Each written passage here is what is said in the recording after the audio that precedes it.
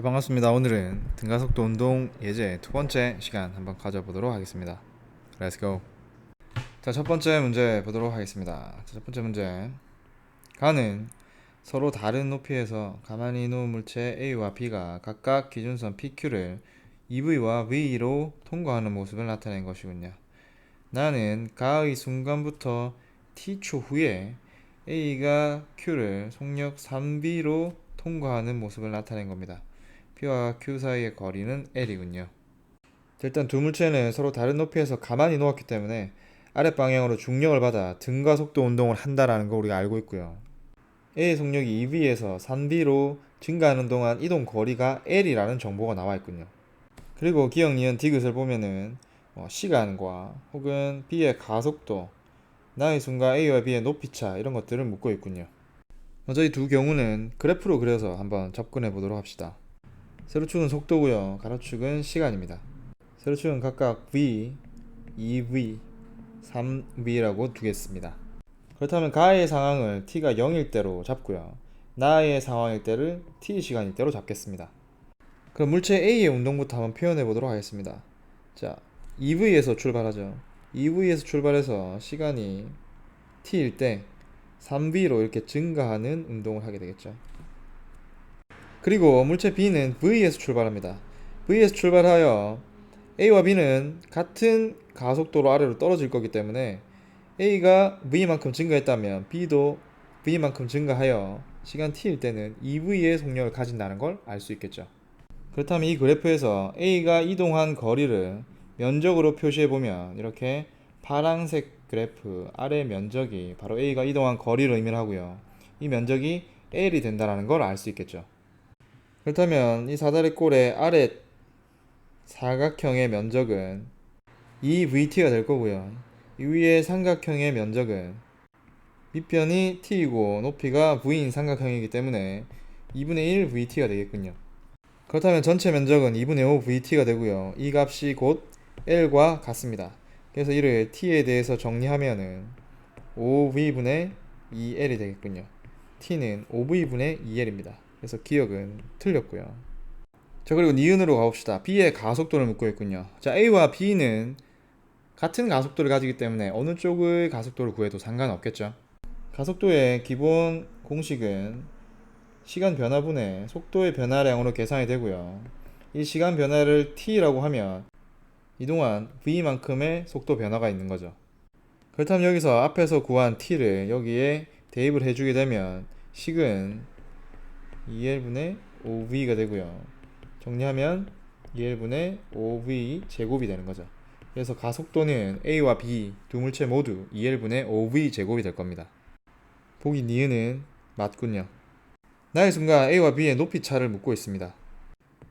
자, 이 위에 있는 그래프가 A의 그래프고요. 아래에 있는 그래프가 B의 그래프입니다. A가 B보다 더 많이 움직였다, 그죠? 근데 B가 더 앞서 있기 때문에 A가 B를 따라잡겠군요. 따라잡아서 A와 B 사이의 거리는 일단 줄어들 거라는 정도는 우리가 상상을 통해서 알 수 있고요. 그럼 얼마만큼을 따라잡았는지를 보겠습니다. 자, A의 이동 거리와 B의 이동 거리는 이 그래프의 아래 면적을 의미합니다. 그리고 그 둘 사이의 이동 거리 차이는 요만큼이 되겠죠.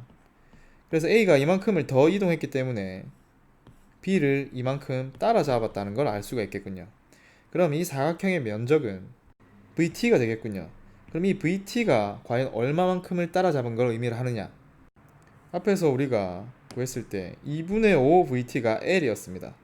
그렇다면 VT는 5분의 2L임을 알 수 있겠죠. 그렇다면 A는 B보다 5분의 2L만큼을 더 이동했기 때문에 처음의 거리보다 5분의 2L만큼이 좁혀졌을 겁니다. 그러면 처음의 거리가 얼마였느냐? L이었죠. 그리고 나로 가는 동안 5분의 2L만큼이 더 가까워졌기 때문에 이 이후의 둘 사이의 거리는 5분의 3L이라고 할 수 있겠군요. 그래서 디귿은 틀렸습니다. 그래서 정답은 2번이 되겠군요. 이 문제를 등가속도 운동 공식으로도 풀 수 있지만 이렇게 그래프로 풀면 좀 더 직관적으로 풀 수 있습니다. 여러분들이 공부를 할 때는 그래프뿐만 아니라 등가속도 운동 공식도 적용시키는 연습을 한번 해보시길 바랍니다. 등가속도 운동 공식을 적용시킬 때 주의해야 될 점은 이런 겁니다. 가가 처음 출발 상황이고요. 나가 최종 상황입니다. 그러면 이때 속도를 v0로 두고 이때 속력을 v로 두어가지고 등가속도 운동 공식들을 적용시켜 나가시면 됩니다.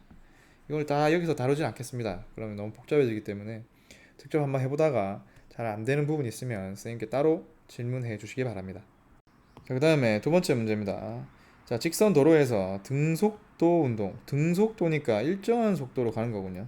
자동차 A가 기준선 P를 V로 통과하는 순간 기준선 Q에 정지해 있던, 자, 앞서서 정지해 있던 자동차 B가 A의 운동 방향과 같은 방향으로 등가속도 운동을 하여 기준선 R을 AB가 동시에 통과하는 모습을 나타낸 것이군요. P와 Q 사이의 거리는 L, Q와 R 사이의 거리는 2L이군요. 자, 여기 나와 있는 문제 내용 중 중요한 건 이겁니다. A와 B가 동시에 통과한다. 그렇다면 얘가 출발해서 여기까지 가는 시간을 T라고 하면 B가 여기에서 출발해서 여기까지 가는 시간도 T가 되겠군요. 둘 다 이동한 시간이 같다라는 걸로 연결을 시켜야 되겠다. 이런 아이디어를 먼저 생각해내야 됩니다. 자, 그럼 A의 운동부터 분석을 해보도록 하겠습니다. A는 등속 운동이기 때문에 이동 거리는 그냥 속도에다가 시간을 곱하시면 됩니다. 그래서 이 상황에 적용을 해보시면 물체가 기준선 P로부터 기준선 R까지 이동한 거리는 3L이 되고요. 그리고 속도는 V로 같고요. 그 다음에 시간은 T초가 걸렸군요. 그 다음에 물체 B를 한번 분석해 보도록 합시다. B는 등가속도 운동을 하는 상황이고요. 이번에는 등가속도 운동 공식을 한번 써볼까요? 이동 거리는 V0T에다가 2분의 1 AT 제곱이 되겠군요. 하지만 이 경우에는 처음에 정지하고 있었기 때문에 얘는 날아가서 2분의 1 AT 제곱이 되겠군요. 이때 이 친구가 이동한 거리는 2L이고요. 이 값이 2분의 1 AT 제곱이 되는 거죠. 그러면 이 식과 위의 식 둘의 t는 같은 값을 가진다는 거. 우리가 원하는 건 이 가속도의 크기다, 그죠? 그럼 이거 식을 다시 한번 정리해 보도록 하겠습니다. 아래 있는 식을 A에 대해서 정리하면 A는 t 제곱분의 4L이 되겠군요. 그러면은 이 t를 L로 표시를 해야 지금 보기를 보시면 가속도에 t항이 없습니다. 그래서 이 t를 없애주기 위해서 위에 물체의 운동 요거를 이용하도록 하죠. 즉 t는 v분의 3L로 표현할 수 있고요. 얘를 여기다 대입을 하면 이런 계산이 가장 헷갈리죠. 4L을 쓰고요. t의 제곱이니까 9L의 제곱 v의 제곱으로 표현할 수 있겠군요. 그러면은 L이 하나가 약분이 되면서 남는 건 9L분의 4V 제곱이 되겠군요. 그래서 정답은 9L분의 4V 제곱, 네, 1번이 되겠군요. 자, 마지막 문제 하나 더 풀어보도록 하겠습니다. 자, 이 문제는 좀 어려운 문제인데요. 자, 수평면에서 직선 운동을 하는 물체를 나타낸 겁니다. 점 C까지 운동하는 동안에는 일정한 크기의 힘이 작용합니다. 즉 등가속도 운동을 하고요. C를 지난 순간부터는 수평 방향으로 힘이 작용하지 않는군요. 그럼 등속 운동을 하겠죠. 표는 각 구간의 거리와 각 구간을 물체가 이동하는데 걸린 시간을 나타낸 겁니다. AD는 수평연산의 점이군요. 구간 거리는 AB 사이 거리 S, BC 사이도 S입니다. 하지만 걸린 시간은 BC 사이를 통과할 때가 더 짧게 걸렸군요. 당연하죠. 더 빨라지고 있으니까요. 그리고 CD 사이 지날 때는 ES만큼을 이동했다라고 합니다. 자, 그러면은 가속도의 크기나 이런 순간 속력 이런 것들을 물어보는군요. 한번 풀어보도록 합시다. 일단 VT 그래프를 한번 그려보도록 하죠. 처음 A점에서의 속도를 뭐 V1이라고 둘게요. 쭉 빨라집니다. 그죠? 시간이 t0가 되었을 때는 이때 속도는 B에서의 속력 V2가 될 거고요. 그 다음에 C에서의 속력은 여기서 0.6t0만큼이 더 흘렀기 때문에 여기는 1.6t0가 되겠죠. 이때 속력을 V3라고 하겠습니다. 자, 그리고 여기에서 알 수 있는 정보는 A에서 B까지 가는 동안 이 면적의 크기도 S고요. B에서 C까지 가는 동안 면적도 S입니다. 그림이 좀 이상하지만 둘의 면적은 같습니다. 일단 그럼 면적을 한번 구해보도록 하죠. 사다리꼴의 면적이기 때문에 윗변이 V1, 얘가 V2, 높이가 T0가 됩니다. 그러면은 S는 V1 플러스 V2 여기에다가 T0를 곱하고 2분의 1을 곱한 값이 되는 거죠.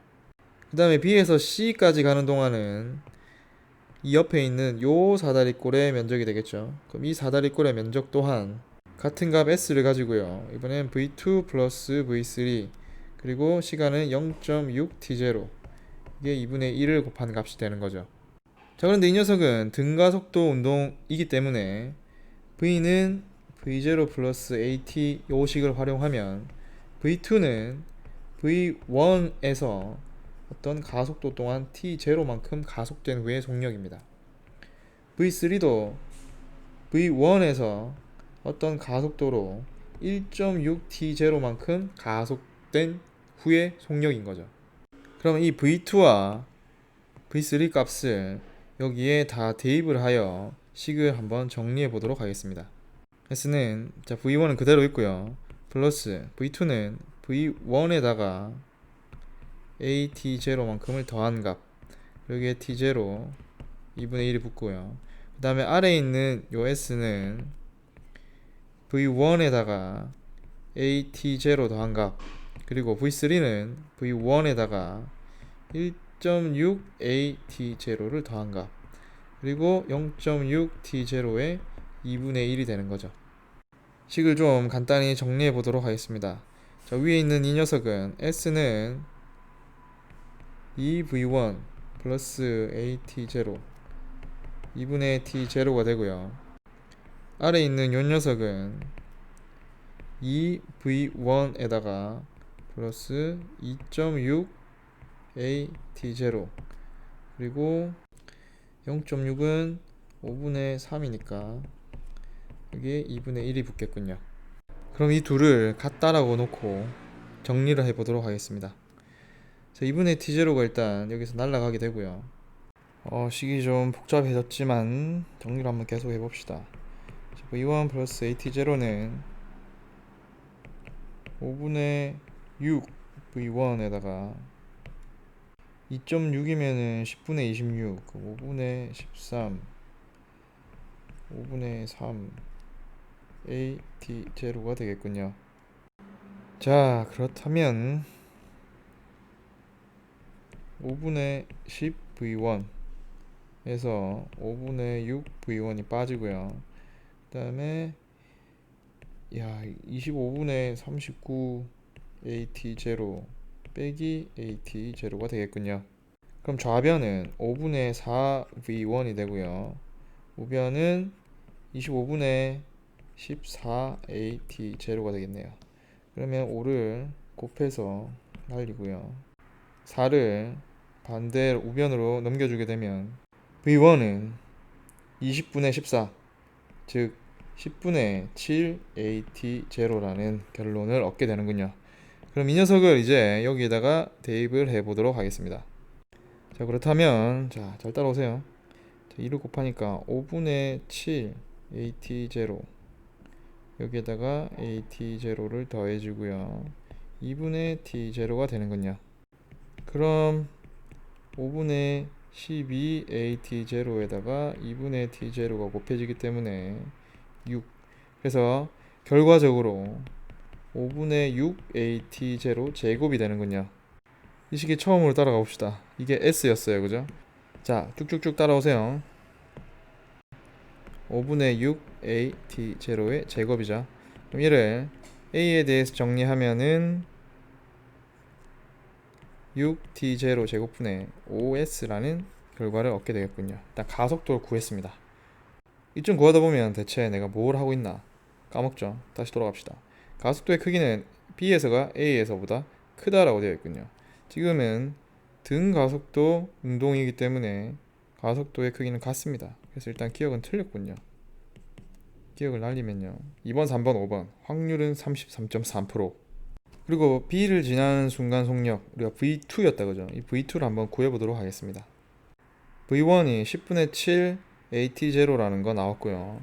그리고 가속도가 6T0 제곱분의 5S라는 거 나왔죠. 그럼 V2의 속력은 V1에다가 T0만큼 더 가속된 속력이기 때문에 이렇게 표현할 수 있고요. 여기다가 이걸 대입하게 되면 10분의 7 AT0에다가 AT0가 더해지는군요. 10분의 17 AT0. 여기 가속도를 여기다가 집어넣어 봅시다. 10분의 17에다가 6분의 5가 들어가고요. 그리고 T0 제곱분의 S에다가 T0가 하나 있죠. T0는 하나 날아가게 되고요. 이 식을 정리해주면 여기가 2가 되죠.